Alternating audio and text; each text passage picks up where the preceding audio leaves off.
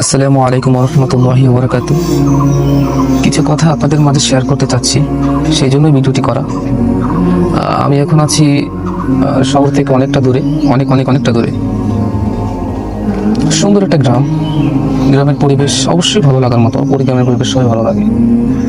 কিন্তু যেটা বুঝলাম, এখানকার যারা মানুষ আছে, এলাকার মানুষ যারা আছে, ওরা আসলে সভ্যতা থেকে অনেকটা পিছিয়ে যা বলা যায়। মানে আমি আসলে গ্রামের মানুষদেরকে ছোট করতে চাই না, আসলে যেটা সত্য বাস্তবতা। ওনাদের পুরুষরা যারা আছেন, তাদের ভিতরে আসলে গায়রত নেই।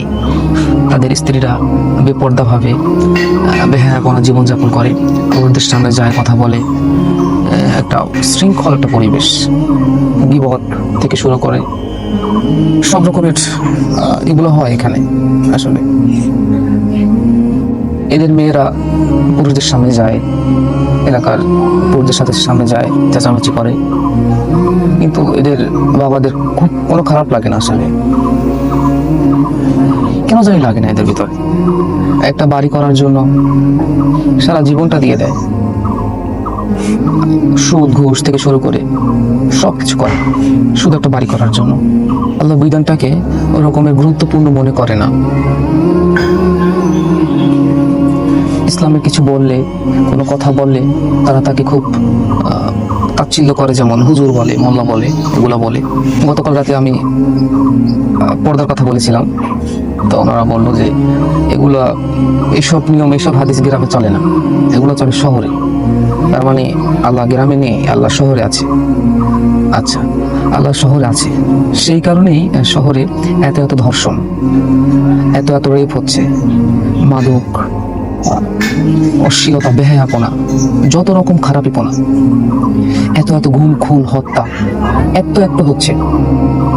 আচ্ছা, আপনি তো খুব শহরে থাকেন, খুব শহরওয়ালা, আধুনিক সভ্যতায় বসবাস করেন। গ্রামের মানুষদেরকে আপনার খুব অশিক্ষিত এবং অসামাজিক এবং আনস্মার্ট মনে হয়। আচ্ছা, আপনি খুব স্মার্ট, সেই জন্য কি আপনি আপনার মেয়েকে অর্ধনগ্ন অবস্থায় বারে যেতে দেন? আপনার মেয়ে সেখানে গিয়ে নাচানাচি করে, আপনার মেয়ের কয়েকটা বয়ফ্রেন্ড থাকে, সেটাকে আপনি আধুনিকতা মনে করেন? এগুলো স্মার্টনেস? আপনার মেয়ে রাত 1-12টার সময় বাসায় আসে, নামাজ পড়া, পর্দা করা, এগুলো কি আপনাদের কাছে আনস্মার্ট মনে হয়? আপনার এই বেখেয়ালি জীবনযাপনকে, উদাসীন জীবনযাপনকে স্মার্টনেস মনে হয়?